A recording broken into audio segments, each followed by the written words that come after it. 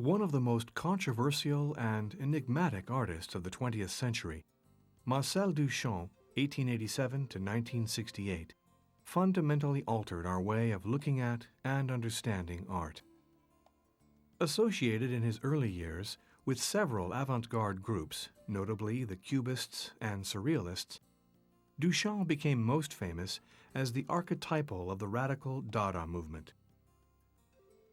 Duchamp's art demonstrates his conviction that painting, as it had been previously understood, was mere representation. It was Duchamp's goal to turn painting into a purely intellectual tool, to make art that was, in his words, aesthetically anesthetized. Duchamp's attempts to transform people's ideas about art were not readily accepted, and often created huge scandals. Indifferent to ideas of good or bad taste, Duchamp continued to make his artworks, called ready-mades, from innocuous objects, which he assisted and adjusted in order to activate hidden meanings. The Duchamps were a bourgeois, art-loving family. The three sons, Gaston, Raymond, and Marcel, all became celebrated artists and members of the early avant-garde movements that forcefully burst onto the French scene in the 1910s. Marcel, the youngest of the three, was born in Blainville-Crevon, near Rouen in Normandy, France. By 1906, not yet 20 years old, he had already moved to Montmartre, into the heart of the Parisian art world. He began to paint, and at the same time published a number of caricatures and humorous drawings, which foreshadow some crucial traits of his later production: humor, irony, and parody. In 1908, Duchamp moved to Neuilly, the Parisian suburb where he resided during most of his sojourn in the French capital. Until 1911, Duchamp duly explored all the painterly tendencies that had emerged on the modern art scene, from small strokes of Impressionism to the arbitrary color of the Fauvists, and eventually to the reductive facets of Cubism. Duchamp spent some time in Munich, where he occupied himself with a series of paintings based on the notion of movement as a phase of transition between two states. Unable to sell his work, Duchamp found employment at the Saint-Geneviève Library, where he studied, among other things, treatises on perspective, geometry, and mathematics. In the early 1920s, Duchamp began sharing his time between New York and Paris. Throughout the 1930s and 1940s, he was closely associated with André Breton and the Surrealists, for whom he staged a number of exhibitions. Between 1948 and 1966, he secretly worked on Given, an installation that became publicly known only after the artist's death, and which constitutes, along with The Large Glass, his greatest legacy. Living in Paris and New York, Marcel Duchamp had a profound influence on artists in both Europe and America. He counted as friends, among others, Guillaume Apollinaire, Francis Picabia, and André Breton, and worked on several films with Man Ray and Hans Richter. In 1955, Duchamp became a citizen of the United States, where he continued to influence all aspects of the contemporary art scene until his death in 1968. Landscape at Blainville, 1902. At the age of 15, Duchamp, who was to become a leading renegade in his generation, painted this, his first oil, with the bright colors and relaxed brushwork of Impressionists such as Pissarro and Monet, who were pioneers in an earlier generation. Suspension, Burner with Mantle, 1903-04. Grandmother, 1904. An early drawing by Marcel Duchamp, from the first decade of the 20th century, when he trained intensively to be an artist. Suzanne, 1905. Like most artists, Duchamp began by painting the subjects closest to him, his family and friends. Paysanne agenouillée, 1905. Man seated on chair, 1905. Employé des pompes funèbres, 1905.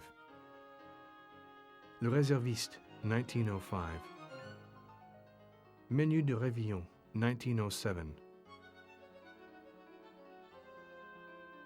Portrait of Magdalene, his sister, 1905.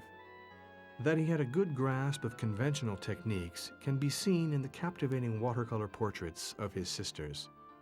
Suzanne seated, 1902. Man seated by a window, 1907.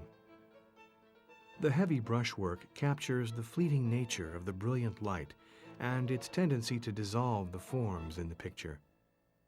This aesthetic displays an arbitrary and expressive use of color that derives from Impressionism and Fauvism. Le Fiacre, 1909. Menu de Première Communion, 1909. L'Accident, 1909.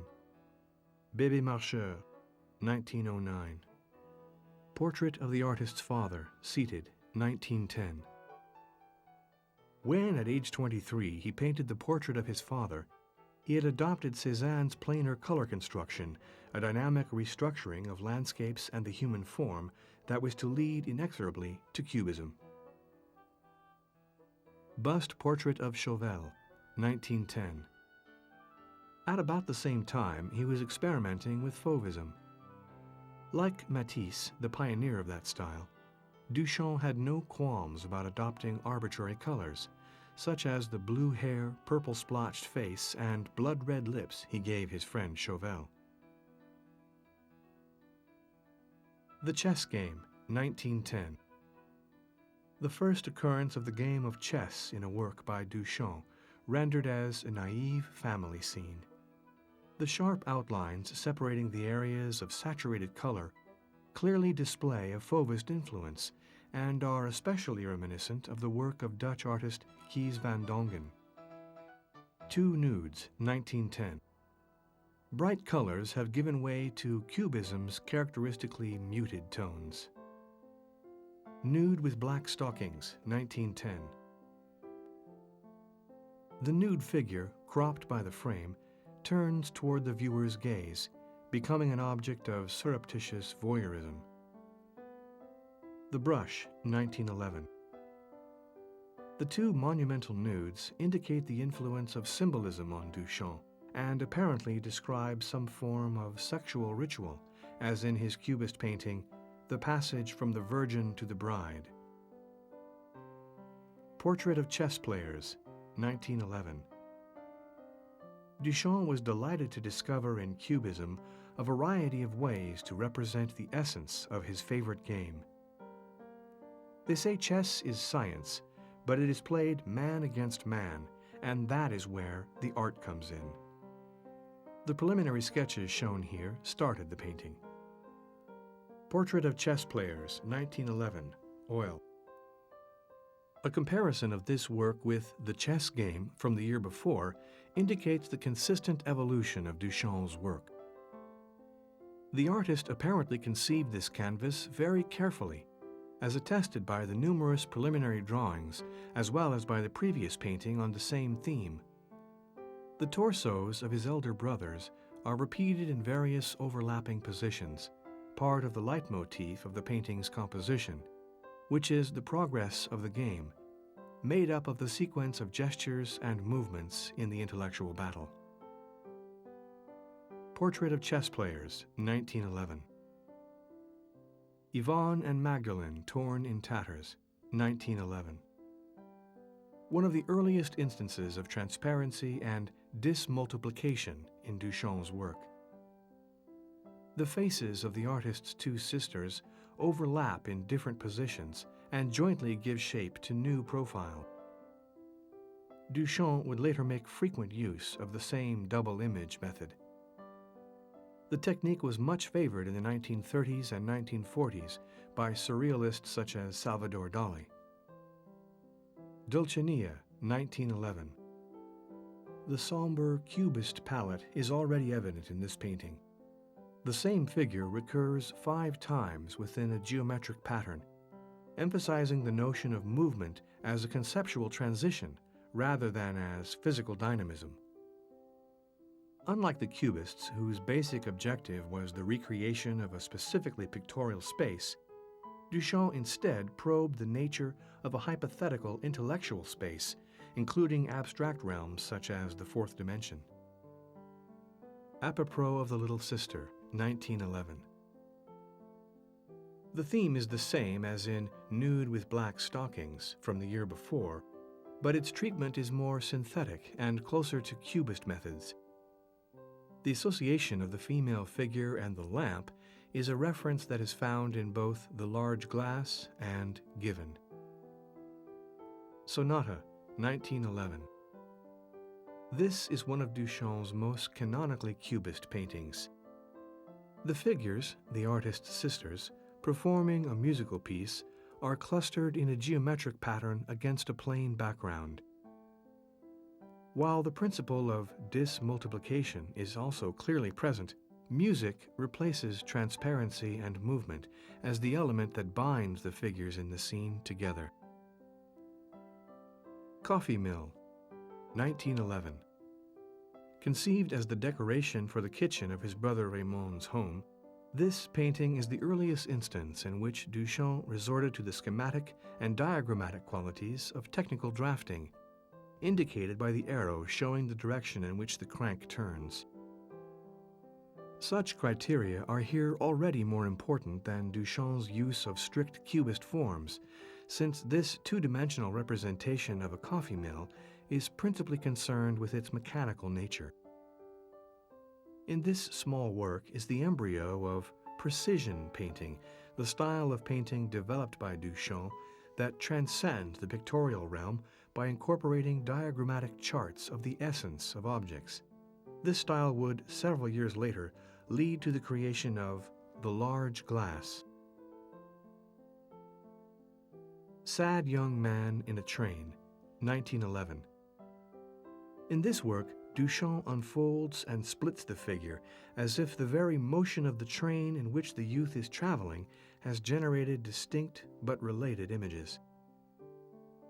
An example of what the artist termed delay or dismultiplication, this painting shows Duchamp's ideas about the convergence of spatial and temporal relationships. 4 or 5 successive profiles jolting across the canvas from left to right suggest the image of the passenger on a moving train. Nude Descending a Staircase, Number 1, 1911. Motion is made much more explicit in this canvas. In this first version of his most famous painting, Duchamp clearly shows the inspiration provided by Jules-Étienne Maret's chronophotographs, in which rapid-fire multiple exposures revealed the true dynamics of men and animals in action. Nude Descending a Staircase, Number 2, 1912. Withdrawn from the Paris Salon des Indépendants of 1912 under pressure from critics, this painting was acclaimed in New York the following year. It clearly establishes the difference between Duchamp and the Cubists. While some critics have viewed the similarity of this painting with the photographs of Étienne Jules Maret and Edward Muybridge as evidence of the influence of Futurism on Duchamp, it is clear that Duchamp was not concerned with the portrayal of physical dynamism only. He was interested in the representation of transformation, the change of state implied by each individual dismultiplied position of the figure. The King and the Queen, Surrounded by Swift Nudes, 1912. The King and the Queen, Surrounded by Swift Nudes, and The King and the Queen, Traversed by Nudes at High Speeds, were both executed during the artist's stay in Munich.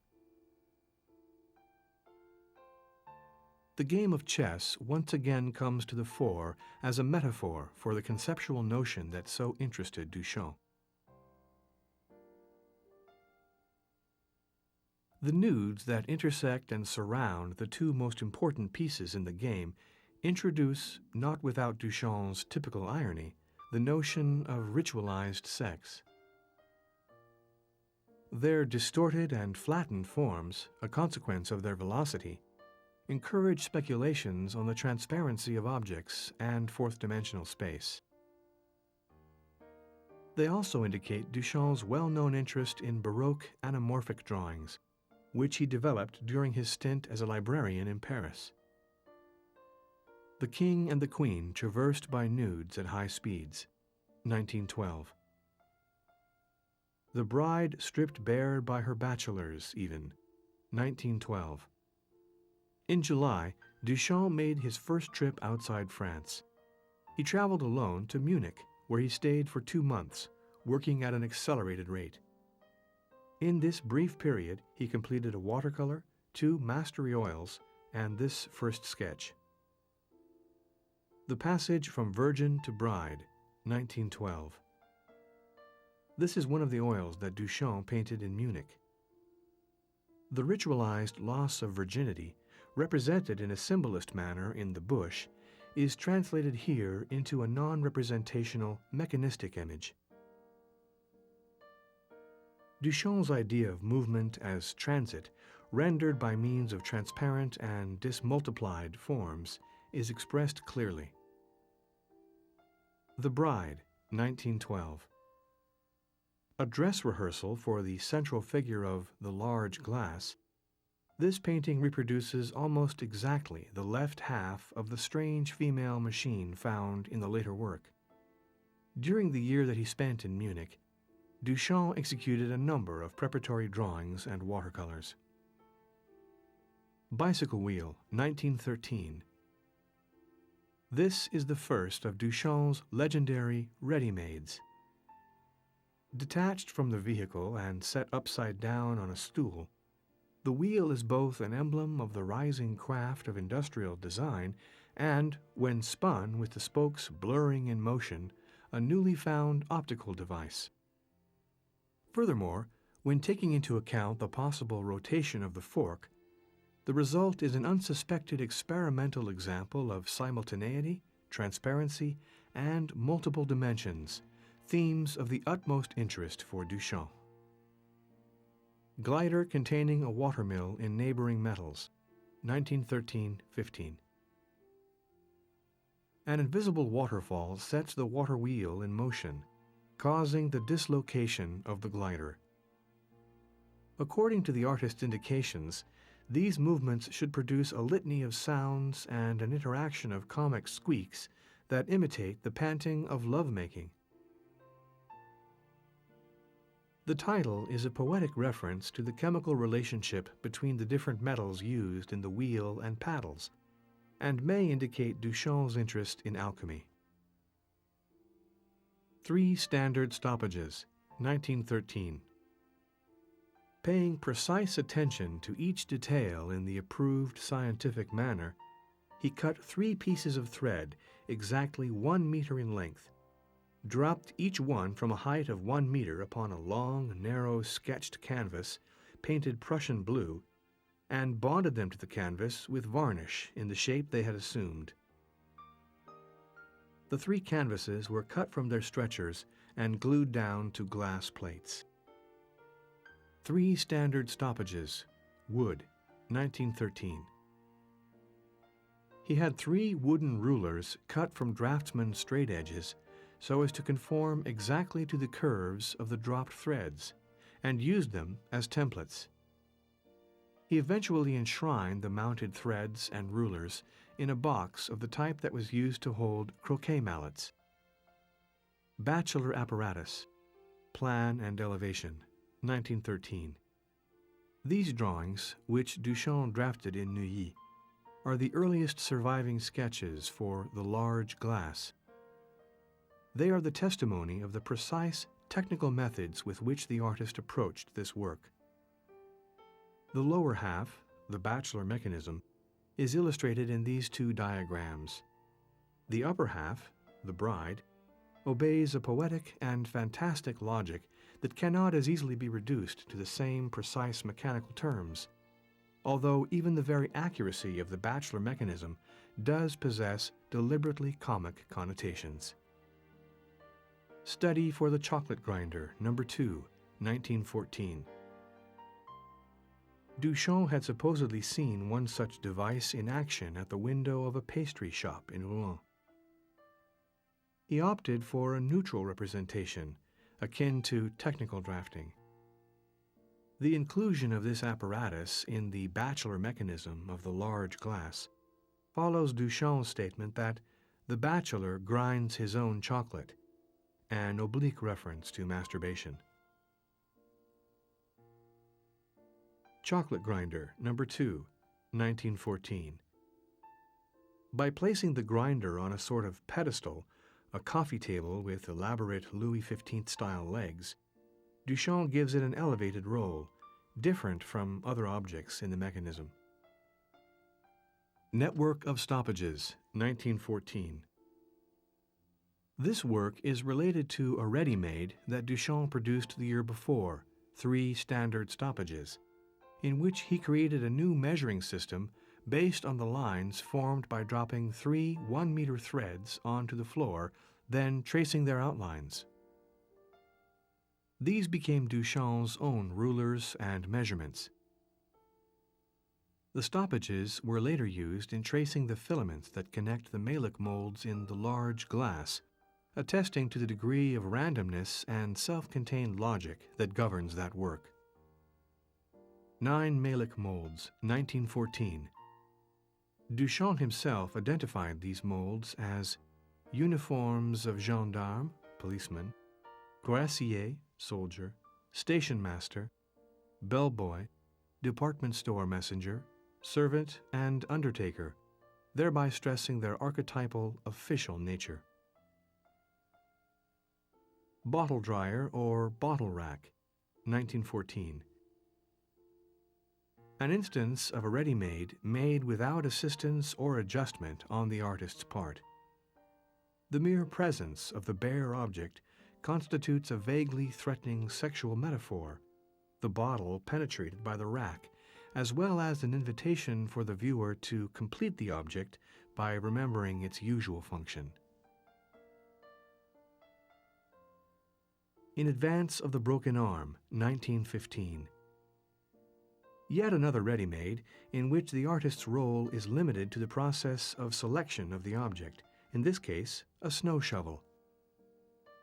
Some critics have offered interpretations centered on the multi-dimensional space inherent in the work, namely the space generated by the rotating motion applied in using the shovel. Others have taken a psychoanalytic approach, associating the discarded snow flung from the shovel to the spiral of bachelor fluid squired upward in the large glass. Comb, 1916.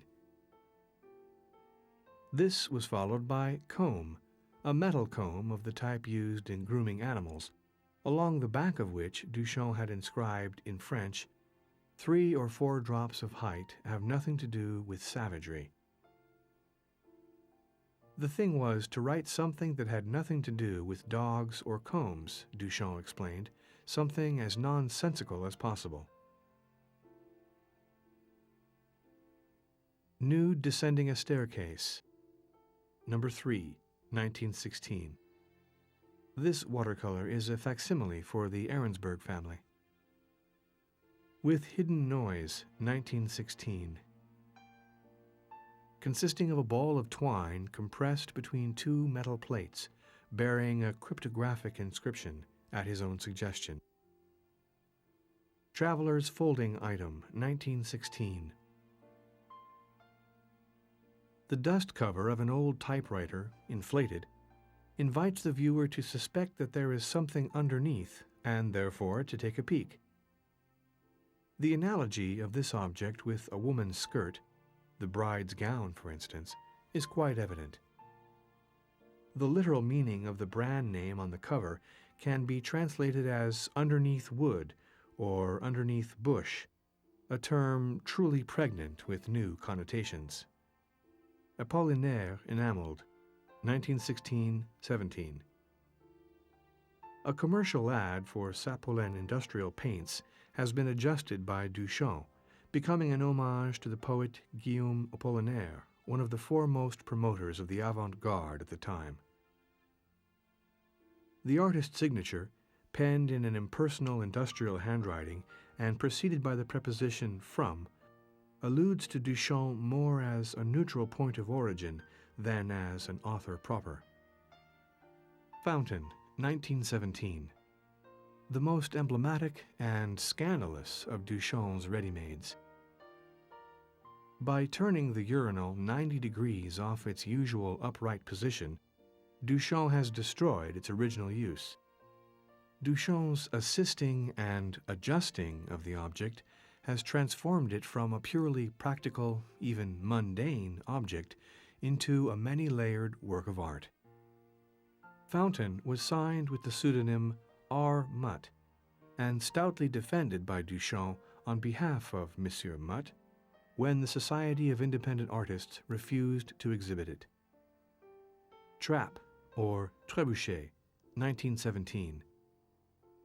A coat rack screwed to the floor of his studio so he or his guests might occasionally trip over it. Hat rack, 1917. One of Duchamp's suspended ready-mades, which were meant to be shown hanging. Similar to the bottle dryer, the hat rack in this position becomes anthropomorphic, here apparently transformed into a spider. The comic, even charming aspects of this object grow upon contemplation of the rack's supremely practical, original use. To 1918. His somewhat mystifying title for it, Tu is generally believed to be an abbreviation for the French Tu m'ennuies, you bore me, which may have expressed his own attitude toward the painting or its recipient or art in general. With this canvas, destined to cover a recess in the collector Catherine Dreyer's library, Duchamp made an exception and reverted to oil painting.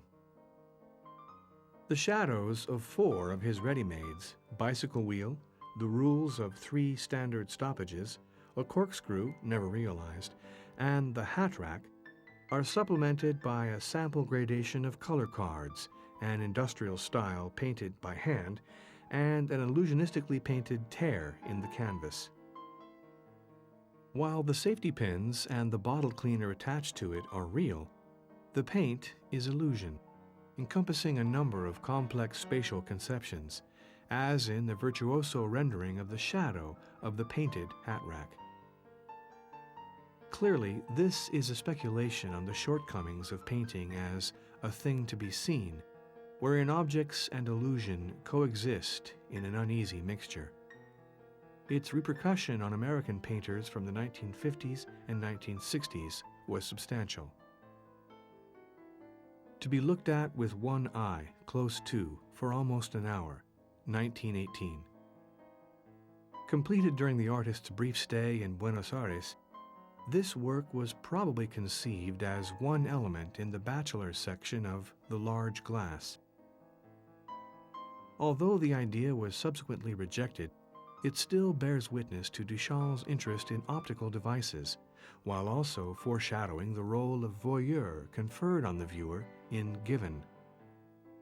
LHOOQ, 1919.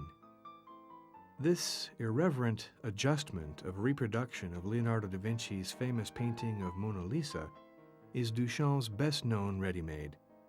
The title, when pronounced in French, LHOOQ, makes an off-color sexual pun. Many have speculated on the possible meaning of this phrase in relation to the painting, and all hypotheses have been more or less comic answers to the popular enigma of the famous sister's smile. Some have even surmised that the sentence may be uttered by Mona Lisa herself, who is transformed into a man before the presumed gaze of a female viewer. Certainly, the evident demystification of traditional art, or retinal painting, a recurrent topic in Duchamp's oeuvre, is found here in full force. Air de Paris, or 50 cc's of Paris air, 1919. This ready-made was an ironic gift for Walter Arensberg, the principal American collector of Duchamp's work. Fresh Widow, 1920. In this work, the glass panes of the window have been replaced with square pieces of opaque and shiny black leather. The title encompasses a complex pun.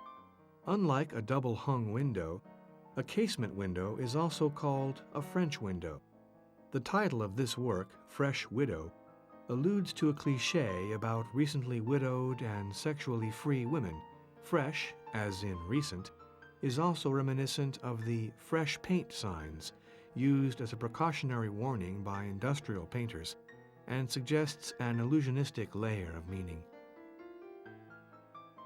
Fresh Widow, 1964.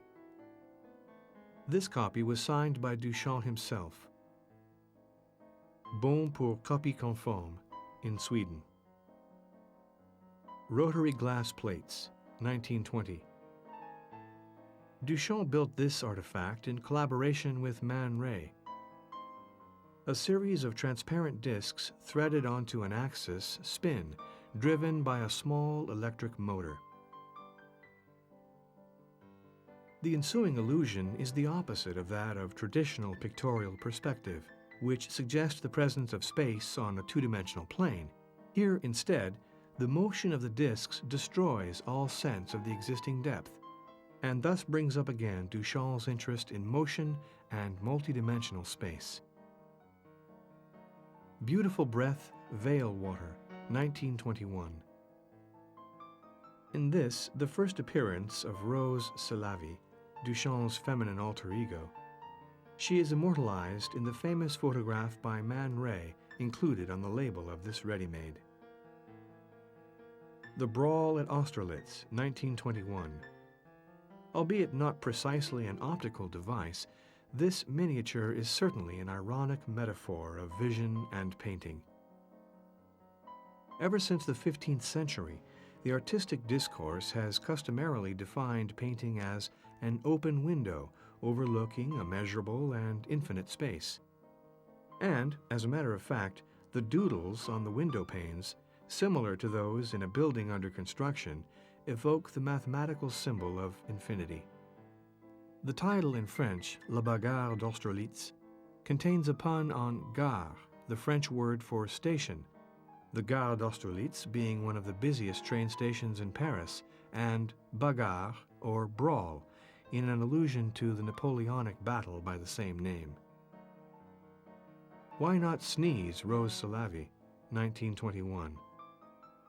This work was commissioned by Catherine Dreyer's sister, who refused to accept the completed object, a birdcage filled with sugar cube-sized lumps of marble, a thermometer, and a cuttlebone.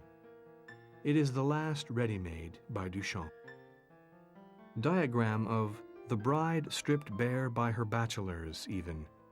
The Large Glass, 1915-22. This diagram describes the operation of the elements in the large glass. The 9 bachelor molds give off a gas, called illuminating gas, that flows into a set of sieves, arranged in a semicircle at the center. The gas is controlled through a set of tubes and clamps run by the combined movements of the water wheel, glider, and chocolate grinder. After the sieves, the gas is condensed, falls into the lower right corner, and is then thrust upward in a series of drop-like shots. The transition between the bachelor mechanism below and the bride's domain above takes place by means of this and other invisible and mirrored elements, such as the boxing match, a sort of ironic pulley, and the prism for the Wilson-Lincoln effect, a double image. The behavior of the bride is equally difficult to decipher, and depends upon the impact of the energy from the shots, which results in the unfastening and removal of the bride's clothing. The mechanisms suggest the essentially remote relationships between men and women, and through their very convolutedness, the frustrations of their different natures and desires. The Bride Stripped Bare by Her Bachelors, even. The Large Glass, 1915-22. Duchamp described his work as precision painting, an illustrative type of painting, one that is not conceived as an aesthetic end in itself or for the eyes of the viewer. Besides paint, Duchamp also incorporated lead wires and natural elements such as dust, which he allowed to settle for several months on the glass. In the area of the 7 cones of the sieve, the dust has been embedded in the work under a thick coating of varnishes. For the pistons of the Milky Way, he transferred the photographic profiles of a square of gauze exposed to a draft of air. Not only a parody of human nature, the large glass is a work that questions the very basis of art and of painting. The cracks in the glass occurred by accident as the piece was being transported from an exhibition, a chance event that Duchamp saw as the final element bringing the work to completion. Green Box, 1934. This green box was thus the first public revelation of a whole new aspect of Duchamp's major work.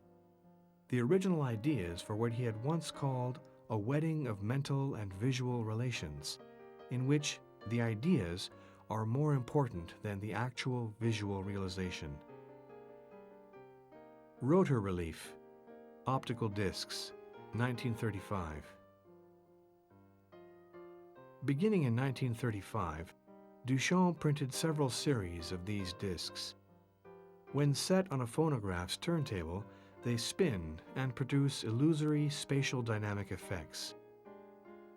Within the framework of an art that transcended static painting, they would have served as visual symphonies, beautiful parodies of the elements of traditional art. Rotorelief, Rectos Optical Discs, 1935. Rectos. Duchamp designed these pattern discs to be played on a phonograph turntable where, viewed with one eye closed, they give amazing illusions of depth. True to his intention to not create art, Duchamp manufactured 500 sets of the discs. Montgolfière, or Fire Balloon, Optical Discs, 1935. Poisson Japonais, or Japanese Fish, Optical Discs, 1935. Total Eclipse, Optical Discs, 1935. Boiled Egg, Optical Discs, 1935. Bohemian Glass, Optical Discs, 1935. Garlands, Optical Discs, 1935. Rotoreliefs, Versos Optical Discs, 1935. Beginning in 1935, Duchamp printed several series of these discs. When set on a phonograph's turntable, they spin and produce illusory spatial dynamic effects. Within the framework of an art that transcended static painting, they would have served as visual symphonies, beautiful parodies of the elements of traditional art. White Spiral, Optical Discs, 1935. Snail, Optical Discs, 1935. Cage, Optical Discs, 1935. Chinese Lantern, Optical Discs, 1935. Hoops, Optical Discs, 1935. Light Bulb, Optical Discs, 1935. Fluttering Hearts, 1936.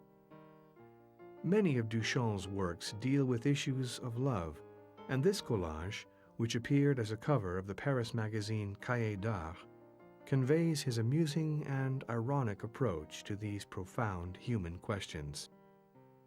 Cigarette Cover, 1936. A cover by Duchamp for the Huniers collection of poems. The Box in a Valise, 1936. Serial D, 1961. Duchamp produced a limited edition of this box, which contained miniature reproductions of previous work, as well as some of his most acclaimed Cubist paintings and of his best-known ready-mades. Making one of his characteristic jokes, the artist suggests once again a global reading of the entire body of his oeuvre. The large glass solemnly presides, while the remainder of his works, gravitating around that masterpiece like many satellites, suggest a variety of possible mutual relations between them. The Box in a Valise, 1936. In the Manner of Delvaux, 1942. This work also foreshadows the idea of fragmentation of the female nude. Genre Allegory, George Washington, 1943. An example of Duchamp's forays into the surrealist territory of double images. This assemblage can be read as Washington's profile, but also as an anamorphic image of the map of the United States. The latter interpretation is reinforced by the presence of the gilded stars caught in the gauze. Cover of VVV Almanac, March 1943. He designed the cover for the March 1943 issue of VVV, the surrealist magazine that Breton and Ernst had founded in New York as a successor to Minotaur. Paysage Fautif, 1946. Sperm on Black Satin. Please Touch, 1947. Each of the 999 deluxe copies of the catalog cover Duchamp designed for the Exposition Internationale de Surrealisme had a foam rubber breast mounted on black velvet. Regular editions simply carried a photograph of the object. Like many other Duchamp parodies, this one has been elevated to the status of art and is often framed and hung. Given the Illuminating Gas and the Waterfall, 1948-49. Certain elements of the final version appear already settled: the headless and fragmented representation of the woman's body, the tactile element, and the voyeuristic sexuality of the shaven pubic hair. The perforations in this first study conform to an age-old method used by sculptors to indicate volume on a plane. Female fig leaf, 1950. Cast in plaster for the Female Fig Leaf, 1950.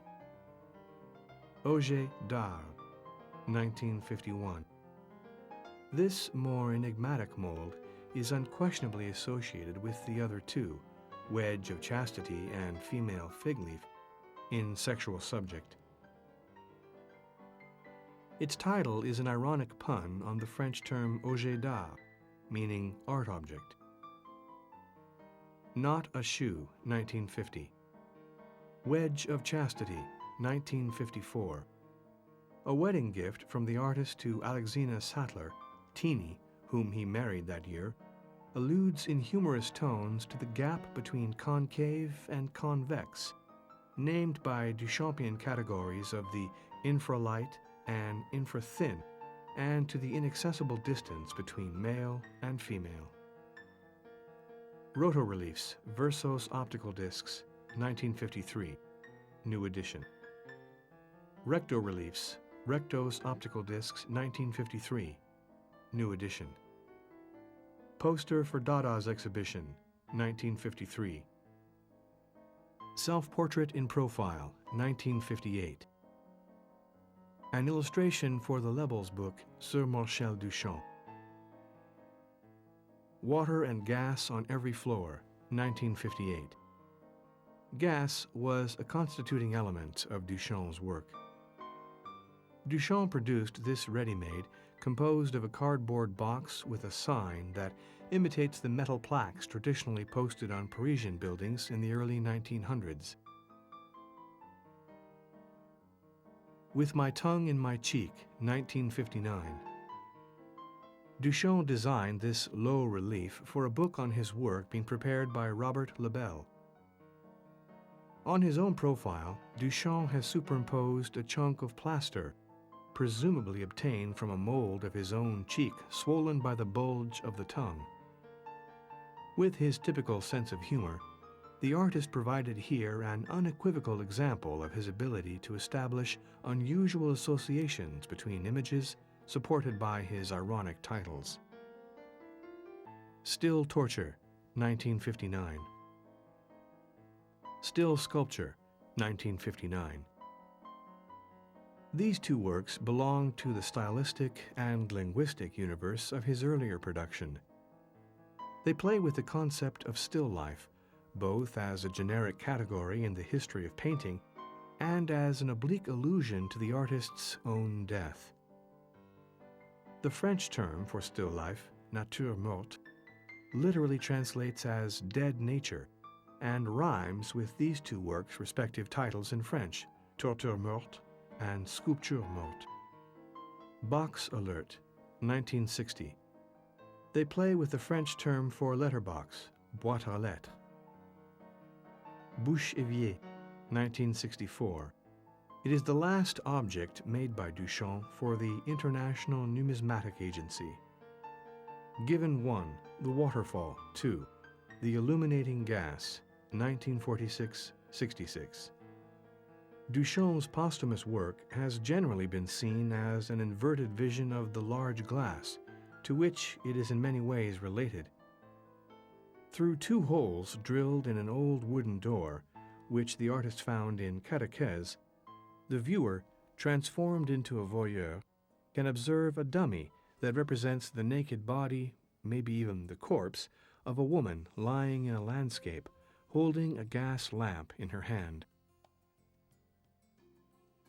In the luminous background landscape, one can discern an illusory waterfall constantly running. The woman's genitals are the physical and thematic focus of the entire composition. The theme of the work is the mystery, beauty, and danger of love, sex, and eroticism, seen either as eternal frustration or as eternal aspiration, or as both at once. The participation of the viewer as voyeur is an integral element of the work. Without the reaction of the viewer, whose vision as well as understanding is restricted, the work remains incomplete.